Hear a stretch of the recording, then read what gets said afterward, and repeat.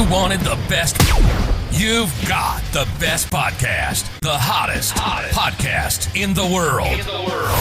The Chris Voss Show, the preeminent podcast with guests so smart you may experience serious brain bleed. The CEOs, authors, thought leaders, visionaries, and motivators.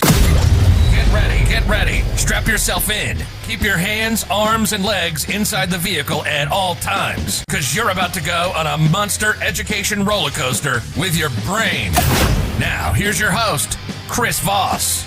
Hi, folks. Chris Voss here from thechrisvossshow.com.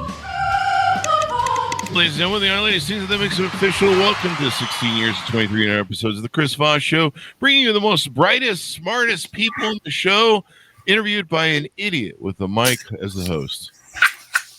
I just made that up on the ramble, and boy, that sure worked, unfortunately for me. Wait, am I the host? Am I the idiot? Probably. Anyway, guys, go to goodreads.com/Chris Voss, LinkedIn.com/Chris Voss, Chris Voss 1, the TikTokity, and Chris Voss, Facebook.com. And I can just wrap this up beautifully by saying, you know, the great thing about this show is I may be the idiot, but you're not as the audience, because you guys are smart enough to tune in and listen to the most brightest minds that come with you, that share their stories of life, their cathartic moments, their journeys, and how you can live your life better. So sorry if you were looking for a podcast that would tell you how to make your life worse. That's not us. Might be some top podcasts doing that. I don't know. I don't know what that means. Opinions expressed by guests on the podcast are solely their own and do not necessarily reflect the opinions of the host or the Chris Voss Show. Some guests of the show may be advertising on the podcast, but it is not an endorsement or review of any kind. Anyway, we have an amazing young man on the show today with us. He's the author, multi-book author of several books. His latest one just came out January 7th, 2025. It is called Focused as a Bee, 6 Buzzworthy Strategies to Thrive in a Distracting World. Jones Loflin joins us today. He is the author of the new book, I believe, with his daughter, Sydney. Is that correct? That is correct. And we don't have Sydney on the show, I think, but she is the co-author, so I want to make sure that's clear to people when they Google it.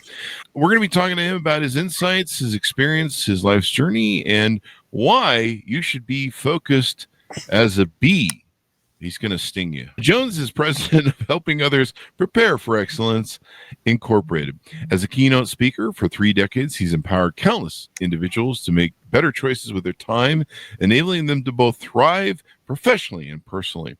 His innovative approaches to leadership and time management have garnered global recognition. His client list includes Federal Express, Choice Hotels, Clayton Homes, Saudi Aramco. I'm not even sure I pronounced that right. I think I butchered that. Saudi Aramco. America. I'm going to leave it to you.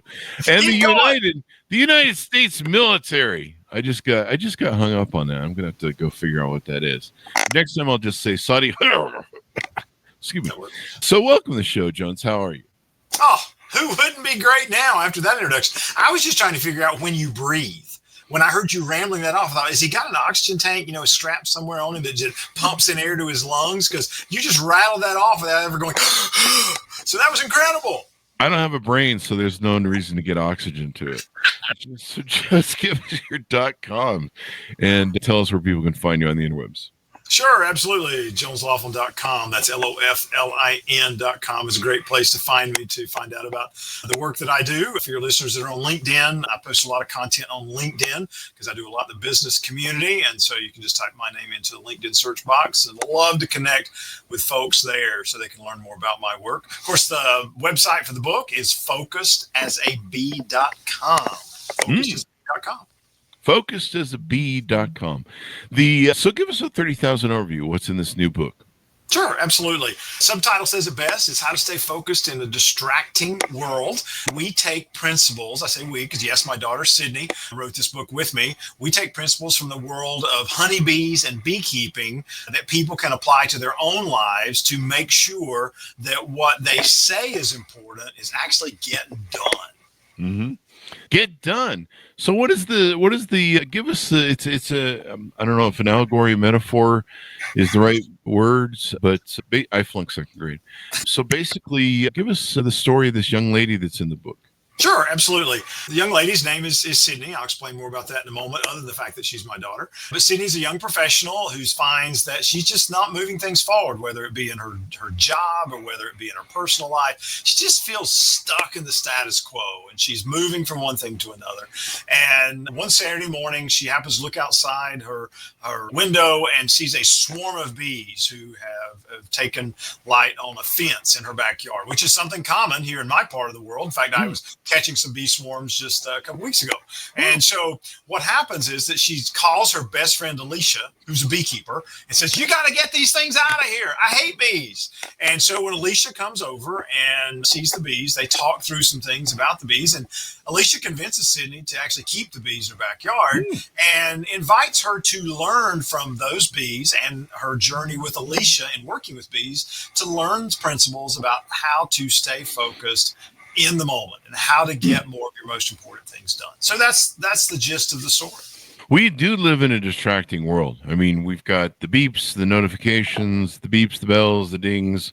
You know, there's all sorts of people who, you know, the emails that are pinging you. You know, you wake up in the morning, you open your emails, and it's, you know, everyone wants to go one way or another, and they need an answer now.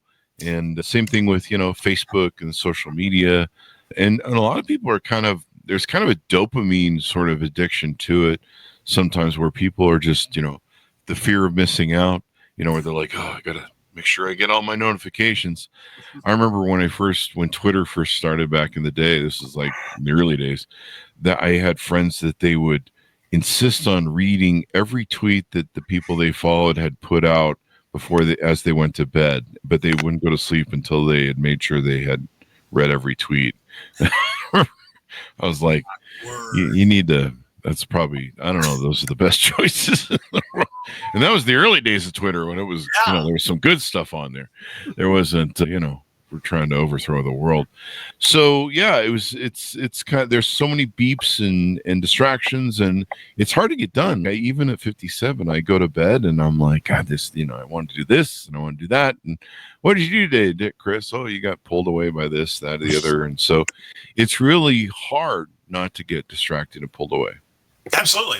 We say in the book that we have to give ourselves permission to focus because we naturally give ourselves permission to be distracted. For the very reason you just said. We don't turn off the notifications. We don't capture our thoughts. I mean, I'm 58, Chris, and I'm the same. I still do the same thing. I'll get ready to go to bed and go, oh yeah, tomorrow morning I need to do such and such, or I need to remember that in the morning. All night long, my mind is racing with that, and I don't sleep as well because it's holding on to that information. We give ourselves permission to be distracted by the things we don't do. And so the book gives 6 ways, if you will, to give yourself permission to focus, how to, you know, be present in the moment, how to not be pulled by, you know, distractions all the time. Mm-hmm. And you have 6 principles that you use in the book. Buzzworthy strategies is how they're built. Can you tease a couple out to us? Absolutely. The first one, it is really, focus is a capstone, but the one that I think just critical is the permission to prioritize. Mm-hmm. You know, if you think about it, we spend our days carelessly going, everything's a priority. If everything's a priority, say it with me, audience, nothing's a priority. Nothing's a priority. Yeah, that's good. So, you know, we have to do that. Why are honeybees an example of that? Honeybees are an example of that because every action they take is aligned with the outcomes they want, both individually and as a hive, which is a healthy hive, a thriving colony, if you will. And so every action they take, we've been beekeepers for 6 years. And so I can watch any action a bee takes. And if I think about it long enough, I'll go, okay, I know why that bee is doing that because it's going to contribute to this, it's going to contribute to this, which is going to help make that colony healthy. Compare that to our days, Chris. You know, on a scale of 1 to 10, I can't say that every one of my activities every day is a 10, is completely aligned with my priorities. I mean, can you imagine somebody going, oh yeah, I had as a goal today, I want to doom scroll for 10 minutes on my phone, you know? Doom scroll.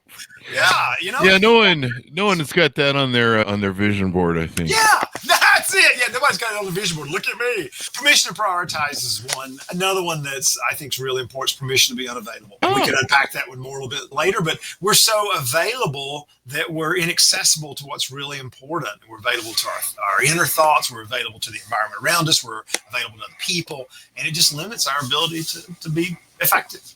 Yeah, it's those other people that are the problem. They always want things, eh? Yeah, absolutely. Always wanting them things, and they want time, and they want energy, and I tell my wife and kids, look, I'll be with you when you turn 18. Anyway, I'm just, the wife and kids. Wow, that joke kind of backfired a little bit, but I am in Utah, so there's that. There's a Utah joke in there too. Yeah, that's one of my favorite people in the world lives in Utah too. Now, Chris, Todd Music, who's my co-author from Juggling Elephants, give a shout out. He's in Sandy, Utah. Todd will look forward to hearing the show and going, oh look, another Utah. Yeah, I grew up. My father was in subcontracting work, and we built Sandy. Pretty much. Yeah. Anyway, let's talk about your journey through life. You've done a lot of things with your life. You're a speaker. You go on stages. You've written, I think this is your 5th book. Tell us about your journey through life. What was the things that shaped you when you were young and starting out and got you to here? And then I believe at some point you own bees, right? Absolutely. Yeah. Okay. I think we currently have about 8 hives. Oh, wow. That we are taking care of. Yeah, I love the way you asked that question, Chris, about what shaped my life. And of course, I had to start with my parents. I had incredible parents who really instilled with me the value of hard work, of being, a servant leader to others. And so I'm eternally grateful for that. And then for me, your listeners are going to find this funny, is that, I grew up an only child. So that really shaped me. They're like, oh, that explains it. Everything. Everything. But I did, I found, and the other thing was I was an overweight only child. And so I found that, I would try to make people laugh or get people interested or say something interesting to get people's attention, because as an only child, you don't have brothers or sisters and you want to try to be the center of attention and those things. So that's the early days. And after high school, I thought I wanted to become a teacher. I was actually an agriculture teacher, horticulture teacher, if you will, and taught for a few years. I met my amazing wife, Lisa, of soon to be 35 years in June. And then started teaching, said, I think I want to try something different. So went into speaking, training, and development. In 2000, had one of the big things that shaped me in my life, and that is when somebody handed me a book entitled Who Moved My Cheese? Now, for your listeners who are 35 and under, they're going, what? Yes, there was a book entitled Who Moved My Cheese? It was a parable about how to, become better aware of change around you. Book changed my work in life because I saw some opportunity for my own growth. And so I was involved with that book as a trainer for a few years, along with doing my own thing. And that led to shaping me into the other books I've written, Juggling Elephants, Always Growing, and then now, of course, Focused as a Bee. So that's what's gotten me here. That's not who I am. Who I am, is the husband to Lisa, the dad of 2 perfect daughters, and 1 really cool son-in-law. So how long did you have the bees before it kind of struck you to create this sort of analogy with the book? Absolutely. We got our bees in 2019. And we kept them. We're miserable beekeepers. I'm telling you, first year, Chris, we lost the whole hive. I mean, it just, because we didn't know how to manage them well, even though we were asking some questions, things, but then we've gotten better. We learned from our mistakes. And so we've been beekeepers about 6 years. Wow.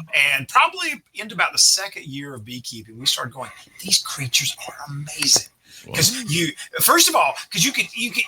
can go to a beehive. Now you get me excited. You go to a beehive and you take the lid off, and you would think they would all just come, flying out after you. And a couple will, because it's their one job. They're soldier bees, protect the hive. But most of the rest of the hive just kind of goes, yeah, it's a giant. Just ripped our roof off. Back to work. They're so focused on what they know needs to be done. And so that's one of the things that really connected with us. And so then it was just a journey of, okay, what does that mean for us?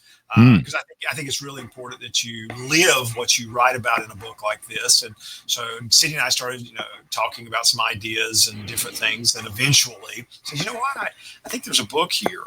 And that led us to what is now Focused as a Bee. Yeah. I like your other title too, Juggling Elephants. And that one, can I just say, Chris, to take it back to you and your Utah connections, Todd and I were standing out in his front lawn, putting in an irrigation line in Sandy, Utah. And so we were talking about how busy we were. And about how there's not, Todd actually was saying, I just don't have time to get the things done at work I want. And I'm just not being the dad or the husband I want to be. And I just never have time for myself. And I'm like, yeah. We all struggle with that. And then in just a moment of brilliance, Todd said, am I just supposed to run around like my life's some kind of circus? And I said, say that again. And he said, circus. I'm like, what would it look like if you managed your work in life like it's a circus? And we went into his house and we sat down, we didn't draw it out on a napkin. I wish we had, but it was an 8.5 by 11 sheet of paper. We started, diagramming some things out. What does that look like? What would it mean to be the ringmaster of your circus? And yeah, that's where that came from, was our own experiences, and then coming up with the idea of what would it look like to manage a circus. The idea for juggling elephants is that when you're trying to get everything done, it's like juggling elephants. It's impossible. Yeah. I often think of, when I do big tasks, I think of it as eating the elephant in one bite at a time. Yeah. So I try not to get if I feel that I'm getting overwhelmed, oh my God, this is a whole lot of stuff to do. I think of it, just take one bite at a time, chew the elephant and eat the elephant, and make sure you bring some A1 or some Heinz 57 sauce, because you're gonna fucking need it. That elephant meat is not pretty. I like focus as a bee versus, you've crossed out on the cover, busy as a bee. There's that old adage of working smart or working hard, and a lot of people will, think that because they're being busy, that they're achieving something. I've seen that in a lot of entrepreneurs. They're like, I'm busy. I remember we had one guy on the show. He was so busy with work because he was low bidding a lot of jobs, but he was a new businessman who hadn't factored, taxes, employment taxes. He got about $500,000 in debt before he realized that he was underbidding everything, getting all the business, because he was underbidding, because he wasn't factoring taxes on his underbids, and he was busy as a bee, but he wasn't focused. Because here's the thing: did he ever have as his outcome? Yeah, I want to be drowning in taxes one day. No, it was on his vision board. Yes, again, I like it. But the whole idea there is, you're right. I mean, you said it great, Chris, is that we often have a lot of activity, but is it towards the outcomes we want? And bees, people say, oh, I'm busy as a bee. No, you can be focused. If you're a bee, you're focused because every action you take is aligned towards the outcomes you want. And so that's why we marked out busy. Yeah. So you're saying that bees aren't getting distracted by video games and checking their status on Instagram and stuff? Is that what you're saying? They don't do that? I think so. I can't quite see the size of their screens in the hive, but I think that's the case. Apple's working on an iPhone for those people too. They'll ruin their lives as well. So, busy. Being, like you say, bees know their job. They know their place in the world. Probably you can say that some of this being focused as a bee, delegation might be important, because you mentioned that, the bees have roles, right? Mm-hmm. Yeah. And so. Yeah, they have one job. We talk about that. In fact, a fun fact about honeybees for your listeners, Chris. Yeah, bees have specific jobs in a hive. And by the way, every worker bee in a hive is female.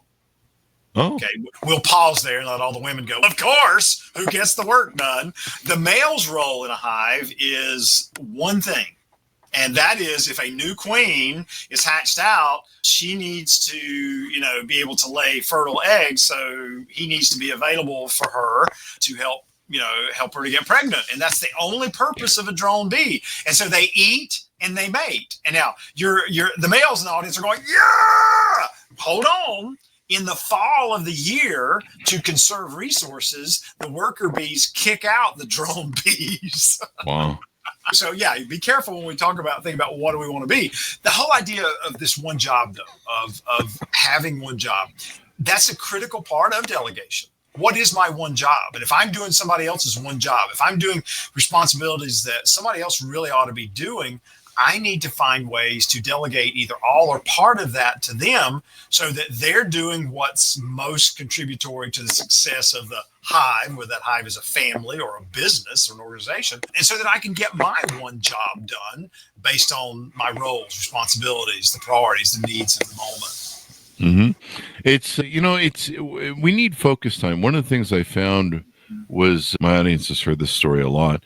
One of the things I found a year or two ago was, in the morning, instead of opening the email and the text messages is getting pulled like everywhere all at once, I get up in the morning, I have my coffee, I go out and sit with my dogs in the yard, start my circadian rhythms, get my vitamin D, and I just try and start my morning with peace. In my book, Juggling Elephants, or our book, Juggling Elephants, I wrote with Todd, we kind of allude to that in that you are letting someone else be the ringmaster of your circus. Oh. If you open your phone or just look at your text or emails, you are inviting someone else to start your day in a way that may not be aligned with what's most important to you. And that it's critical that you, like you said, you start the day. I'm the ringmaster of my circus. I'm going to choose to start my day in a way that's meaningful to me. It gives me the physical, mental, and emotional energy I need to go out and take on things during the day. Now, you're not the ringmaster of everything. Other things happen. Things are out of your control. But you're taking the opportunity to control the time that you have toward the outcome you want. And that's so important. Now, you have an offering, I think, where you have on your website /podcast, an assessment that people can utilize to tell us about that. Absolutely. Yeah, we've taken the key ideas from the book and we created an assessment of questions that you can quickly take. And then once you take those or answer those questions, you can look at your score and say, okay, am I a worker bee?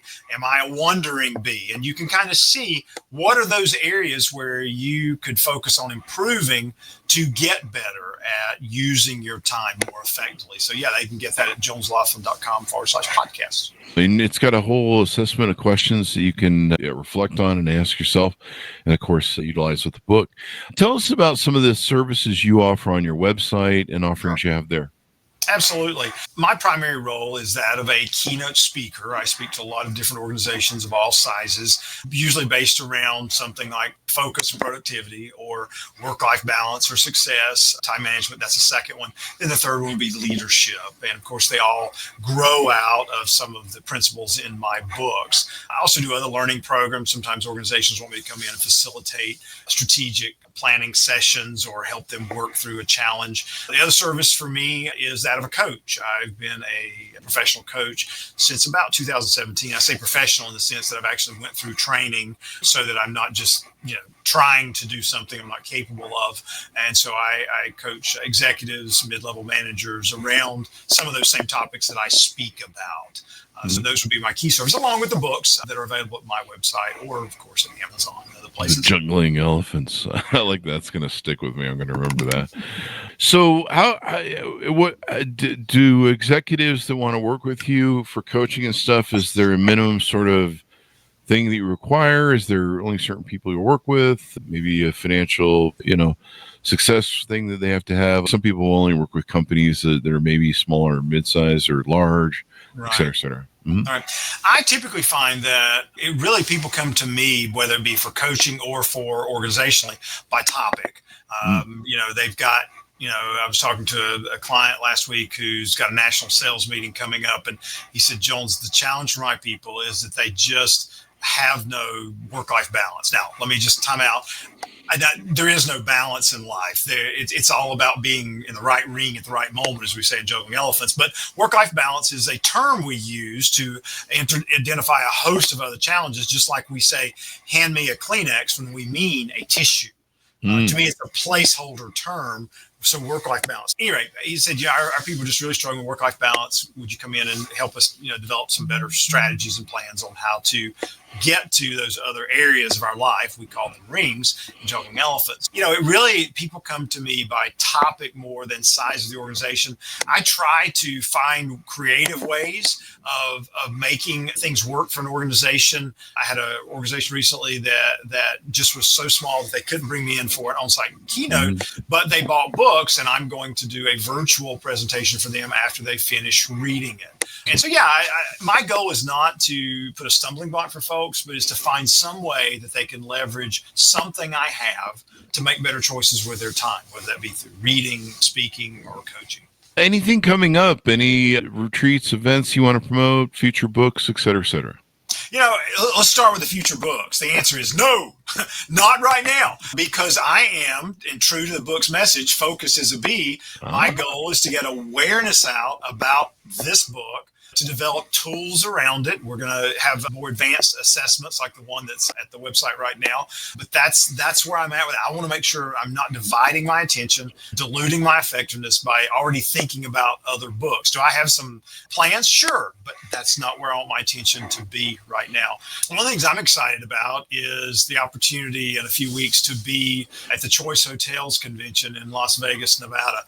And I love the folks who are in hospitality. Hello to all my hospitality listeners out there. Choice Hotels has chosen me for, I think this will be my 13th year to come out and work with their people around time management, around work-life balance and leadership. And I'm just honored that they continue to find value in my work. Now, Chris, you're saying, do you go do the same thing every year? No, that's the beautiful part, is that it challenges me to come up with fresh new content every year to be able to deliver those people, to help them go back and do an amazing job of leading and managing those properties across the country and other countries for travelers like me and you when we visit their hotels. So as we go out, give people a final pitch to onboard with you, reach out, how they can reach out, get to know you better, and utilize your services, buy the book, et cetera, et cetera. Absolutely. Thank you. Yeah, I think a great place to start, as you said, is jonesloflin.com/podcast for resources related to our time together today. Of course, my website, jonesloflin.com, is a good place to start. There's a button in the top right. They can click to contact me directly so that I can get in touch with them more efficiently. And then also, I put a lot of content out on LinkedIn because that's where the business audience is at. So posting there. So I would love for people to reach out to me there and connect. Well, it's been fun to have you on the show, Jones, and wonderful. People should definitely pick up your book. And, we all need as much focus help as you can. I get to the end of every day and I'm like, God, I just have done so much more.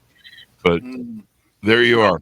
Thank you. And thanks for what you're doing, Chris, and bringing some positive energy in a world that certainly needs it. You got it. You too as well. Thanks, Jones. Order the book, folks, wherever fine books are sold. It is entitled Focused as a Bee, 6 Buzzworthy Strategies to Thrive in a Distracting World. Out January 7th, 2025. For our audience, go to goodreads.com/Chris Voss, LinkedIn.com/Chris Voss, Chris Voss 1 on the TikTok, and Chris Voss Facebook.com. Thanks for tuning in. Be good to each other. Stay safe. We'll see you next time. And that should wrap it up for